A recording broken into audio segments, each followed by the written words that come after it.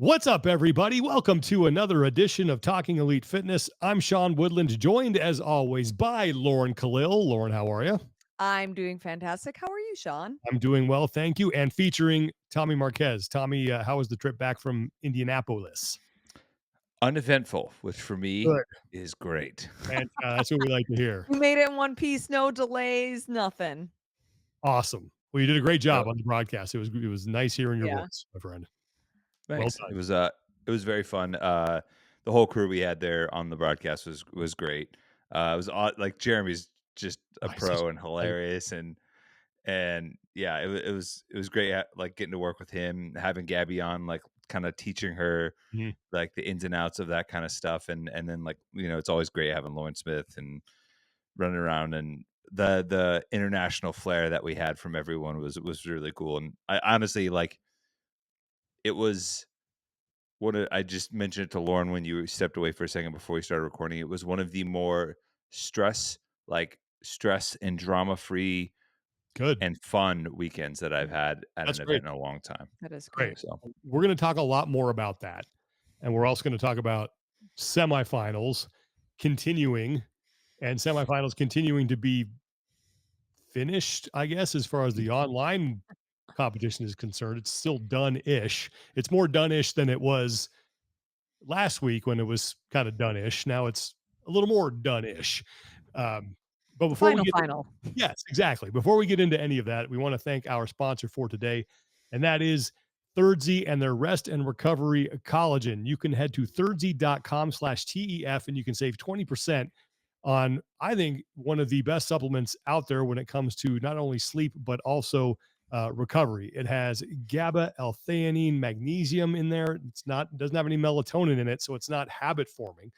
And those ingredients are designed to help you fall asleep faster, stay asleep longer, and recover more effectively while you are getting some shut eye. So thirdsy.com/TEF, and you will save 20%. Tommy, I know you probably were armed and operational with the Thirdsy in Indianapolis because like me, I know that's one of the first things that usually goes into the bag when you're on. and and I forgot the first night that I was there, Oh no. and I slept like absolute garbage. Mhm. And I woke up the next morning like, "Oh, okay." Set it out right to next to my laptop because we were recording that night, and that way I had it right when we were done. And oh, put the air conditioner down to 65. Ooh, that's yeah, Ooh, Oh, just that'll dang. do. just getting it roasty in there, Nice. and I had myself a good sleep. Well, we mentioned collagen, but a lot of people are already taking collagen, women especially. So Thirdsy, it's not only going to get you high quality collagen, but again, it gets you those science backed ingredients like magnesium, uh, L-theanine, GABA that I mentioned. So those always support, not only help you get to sleep faster, stay asleep longer, but support mental and emotional well-being. And like I said, improve sleep quality. So there's a lot of reasons why you should be taking Thirdsy. And one of them is because it tastes great. And it's a fantastic way to cap off your night before you go to sleep. 8 ounces And of water. collagen is great for your skin, y'all. There you go. I It's mean, So how do you think Lauren has anti-aging. that I've how do you think noticed a Lauren has difference. that glow all the time? Yeah, I'm a glow. Thanks, guys. Sean's got that nice shine up I got top. the dome From glare. the Thirdsy. Yeah. That's not dome glare. That's Thirdsy glare right there from Oh, there we go. yeah. Thirdsy.com/TEF. Check them out, guys. Uh, it's a great product and we absolutely swear by it. And what's even better is it's made by fantastic people. So Mhm. support them because Mhm. they support us and we really appreciate it. All right. First thing we want to talk about, let's start with the CrossFit Games side of things, because I think we're going to spend a majority of the show sort of recapping World Fitness Project, talking about our impressions of it, things like that. But I want to give a huge shout out to our good friend Mike Halpin, who, as he always does, is fantastic at breaking things down and tracking the leaderboard and things like that. So I think I can call it up here. Um, so let me show you this. So this is what Halpin has on his story on Instagram. So right now, if you take a look at the women's side of things, he has the current qualifiers. He has their current rank and then their original rank. So really, there's Miriam von Rohr is moved into a qualifying spot along with Lucy McGonigal and Jennifer Muir. So von Rohr, McGonigal, and Muir all moved from 14th, 15th, and 16th, respectively, into 10th, 11th, and 11th. So they've moved up. There's a few things that have switched around. Syria Meha is now first as opposed to being second. Alexis Raptis dropped down one spot. Ariel Lowen went from first to third, but everybody's still in a qualifying spot. Annika Greer moved up. Maddie Sturt is still there. But there are some big names that dropped out on the women's side, but then we'll get to that in a second because I'm just going to shuffle through these posts in order here. Whoops, I forgot to hit pause. So there you go, bam. On the men's side, top three are all the same. Adler, Crouch, and Pepper. No shock there. And then you got Tudor Magda, Jason Hopper, James Sprague, Ricky Garrard, Justin Menderes, Enrico Zanoni, Colin Bossard, and Harry Lightfoot. So not really the only thing I think that changed was Magda and Hopper are now tied for fourth. Hmm. And then James Sprague dropped down a couple spots from fourth to sixth. But Mhm. the qualifiers are still the same, just in different order. When it comes to penalties here, let's get past that. So these are some of the notable adjustments that Mike put out there. James Sprague had a minute 16 penalty on workout 2, and that was after receiving 27 need review votes. Moved him from 3rd to 7th in the workout and overall from 4th to 6th.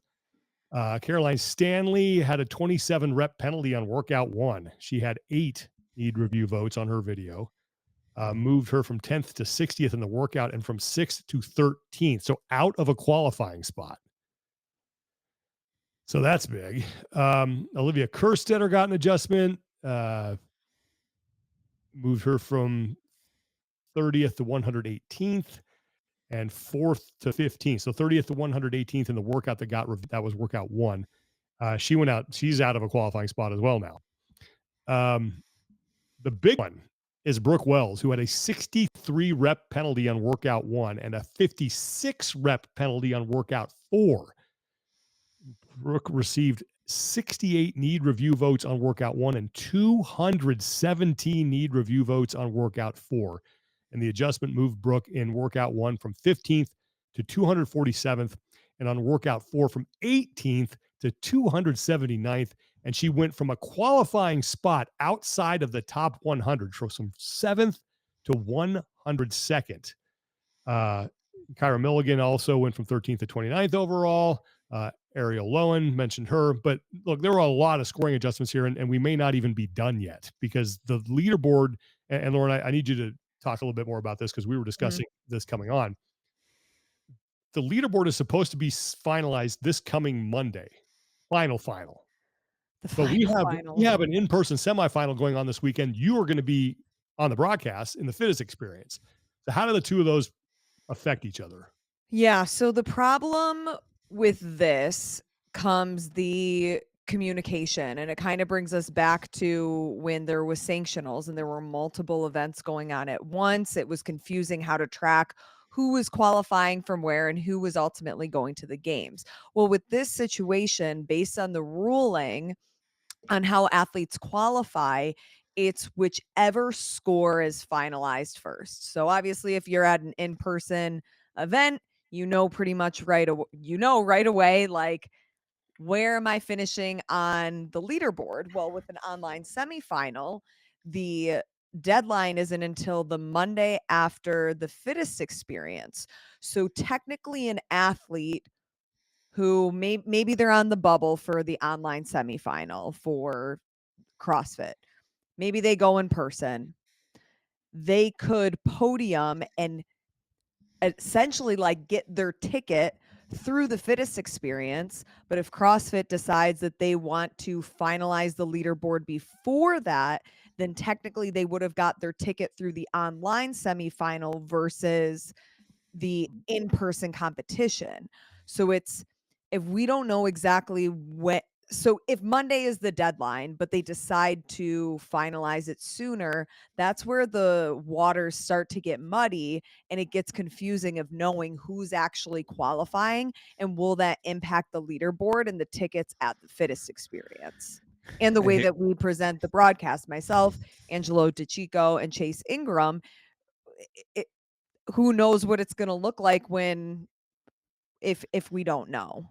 And athletes are starting to withdraw and change because And I'll say this: athletes were getting confirmation from CrossFit in Indianapolis that Mm. all of their scores had been reviewed and accepted, or just your scores have all been validated. Mhm. I, Yeah, because we already have James Sprague, Ariel Lowen, and, Emily Rolfe. They were supposed to be at the Fit Experience, and they've all been pulled from the rosters. Interesting because it didn't. Has Emily Rolfe Yeah, qualified yet? Did she qualify to Mayhem? No, she didn't, right? Because it was, she didn't, but she has a back injury, so Yeah. this Yeah, she sorry, had that's to she, outside. she had to withdraw from WFP, and like out of nowhere this like back issue popped up, and mm, so I believe they're gonna maybe try their hand at NorCal, okay. and hopefully it gets better. But that's also interesting because I bring that up because athletes have essentially gotten confirmation from CrossFit if their scores are validated, if it's like it's good to go. Mhm, If they're still working through the leaderboard and they're still going through people um, that potentially could qualify, but they don't communicate that or validate it until a different time, then different athletes are being held to different qualification standards in terms of timing and announcement. And so they're not all playing on that same spectrum, if you will, that helps them determine when their games ticket is. And also at the same time, we don't know what CrossFit's criteria is. If Mhm. so, say for example, if James Sprague competed, right? If they validated his all of his scores Saturday while he's out there on the competition floor, and he decides, hey, you know what, like I'm gonna pull out, or maybe I'll keep competing. If is CrossFit going to say from the minute we validated your scores, that's when your qualification counts, or does your qualification count when we actually announce publicly that the leaderboard is finalized, right? Well, I thought I saw a couple of games athletes, at least one, take a screenshot of their invite to the games on their Instagram story. So, I mean, that's pretty final, right? Yeah, Like, sounds like it. I would hope so, but but I that, almost wish it was like I just think of back in college when you had dance team tryouts and then everybody's waiting in the room and you wait for the coach to go post the roster of the oh gosh, athletes and everybody finds out at the same exact time, but then it's very black and white. yeah, Well, isn't there I didn't show this on Halpin's story, but apparently there's an issue with the appeal form that there's a let me see if I can find it. There's a field in there that needs to be populated that they can't figure out how it applies. Let me go back to this story. Standby efforting. yeah. I mean, like Olivia Kerstetter got dropped outside of a qualifying spot. Um, let's Yes. see. Yeah, So I got it Caroline right. Stanley did. Yep. So this is from Halpin again, doing the Lord's work. Yeah, Being no told lie. the appeal form is broken as it asks division as a required field, but only lists age group divisions. So no response to athlete yet from HQ. So something to keep an eye on there with the appeal. God, clear as mud. Yes. So there you go. And I wish like has there been any like formal announcements or communication around these things? Like this is where like you really need CrossFit to step up and be like answer some questions, you know? Yeah, and I'm with Lauren. Like I think it should be. This should not be like a gradual rollout. When it's final, and then you put it out. And I get that athletes need to appeal, but you need to like, that should take place then after everything's final. And if you need to go back and do And then something, they have a certain window to still do the yeah, appeals. Yep. that still poses somewhat. There's no perfect system because that still poses a problem with potential qualifiers and things like that. But it Yeah. should just be let's don't piecemeal this. Yeah. Do it, put it out. That's it. It- or yeah, or if like say like the whole staggered validation happens, right? And an athlete who is in a qualifying position to Mm. be in affiliate semifinal doesn't have their score validated yet or is waiting for final confirmation. And this could all be moot, right? Like CrossFit could have everyone in a qualifying position could have locked in, but we still don't even know with appeals, right? Because who knows what that's going to actually do if Right. an appeal gets overturned or not. But if someone goes, I haven't gotten that score from CrossFit yet, but you have, and we're both in a qualifying spot, so you get to sit out this next live event. I Yeah. go, I get hurt Mhm. competing unnecessarily, only for CrossFit to be like, oh yeah, you qualified, but we gave it to you too late. And since we didn't let you know what the hierarchy ultimately was, that that puts that's a weird like place for athletes to be Yeah. in, And I you think know? that's a bit of like I understand what you're saying. Yeah. Uh, could happen, and the fact that it could happen it means it's a problem. It was like the 800-meter run in the teams thing. Like the fact that there was an ample opportunities for people to cheat here. I don't think anyone did that ultimately that qualified, but the fact that it was Well, I is mean, a problem. no score adjustments were made on teams. It I just right. so Who knows? Take that one on faith. But anyway, a lot more needs to be decided here. We still have about a week, a little less than a week before this is all final, and then we again have an in-person semifinal going on this weekend. Fitness yeah. experience featuring Lauren Khalil on the mic. Mhm. That'll be fantastic. Woo! Yeah, with Chase Ingerman, Angela DeChico. So, And Lauren Smith back at it again on oh, the floor. Yeah. Yeah. just another group of pros. It'd be fantastic. Okay, let's move on to the next thing we wanted to talk about. And there was a real scary moment that happened at the French Throwdown Mhm. with Miriam von Rohr, who collapsed during the last event. And you could see her on the live stream. I mean, it looked like she was having a seizure or she was shaking. I mean, they cut away from it pretty quickly, but you could see it. And you saw the medical team kind of swarm the floor. Mhm. Mhm. And Tommy, I know you've talked to some people about what happened, and you have a pretty good Yeah, idea I've what went down talked here. to I talked to a handful of people in the medical profession and some people who had been discussing with people that were on site as well. And France has some different rules around like medical quote unquote team. Like I can't be called that. Mm. It's this weird system. Didn't But also, Sorry to interrupt, but Yeah. didn't we encounter this last year? Yes. yes, Last year with yes. the rope climb or the was it the rope falling from the rope climb or maybe the box jump overs? It was the Sorry. with Achilles. with I'm Swedish Rebecca Widdesen. That's it. yes. Her, I believe her knee dislocated or Because something like that. Right. everybody was very skeptical on the response time, but it was because of the process that There's the venue and their team yeah, had to do. and Yep. the way France operates. But ultimately, Mhm. she was attended to quickly and there was immediately there was rumors swirling around like a seizure or anything like that. But there was very clear footage of it. There's people responding quickly, and some medical professionals who have been in contact with that have been in touch as well. Like said it's more in line with a vasovagal response, which in kind of involves a sudden drop in Mhm. blood pressure and heart rate, which can cause people to pass out. Um, One of the things I was told to clue in on is the fact that she was still breathing, Mm. and you can see that pretty clearly. I guess when someone has a seizure, the analogy I was given is when an engine seizes up, all the parts stop moving, right? Mm. So, like when you were seizure, that's one of the issues with seizures is people stop breathing. So, it's a very unfortunate situation. Still, like kind of waiting some details. Miriam put out a post um, I'll see if I can find on it. yeah she On your Instagram.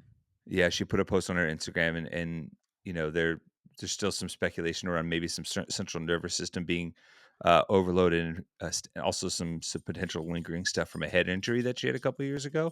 Mhm. Um, so yeah, it's ultimately she was okay, and that's what matters, and hopefully she can receive like some good care and get some clarity on the situation moving forward for sure. Mhm. Yeah, she has a pretty That's lengthy post on her Instagram account, kind of detailing her experience at the competition and how she felt tired pretty quickly out of the gates. But when the events were over, she felt like she could go. But then before the second to last workout, she became confused, couldn't remember the workout order. And then in the final event, she had to pull out her phone mid workout to reread the instructions and forgot them again moments later. She doesn't know exactly what happened. I'll read here. quote, "But I suspect my central nervous system was overloaded. I suffered a head injury 2 years ago. And since then, I've had to be extremely cautious with heavy loads and high intensity volume. Maybe it was simply too much. The deadlifts, handstand push-ups, GHDs, heavy snatches, my system couldn't handle it." So, you know, Yeah. Scary. I mean, and for anyone at home, don't if like something's not right, like don't take it lightly, right? Like mm, there are we because of the nature of the way we train and the way we push through a lot of these otherwise innocuous symptoms for people for us in the gym because of the way we push ourselves.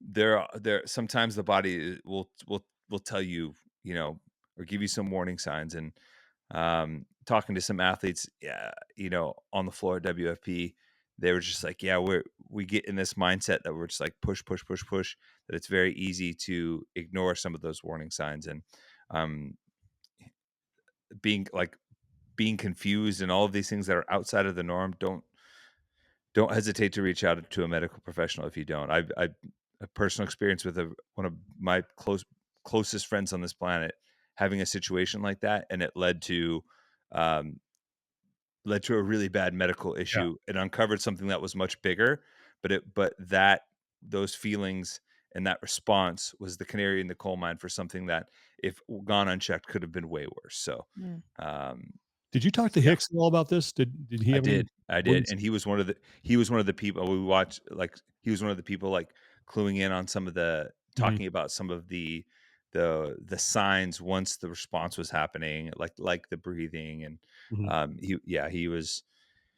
he was on in touch with this with some people, and I got some really good insight from him there too. Because yeah, it's on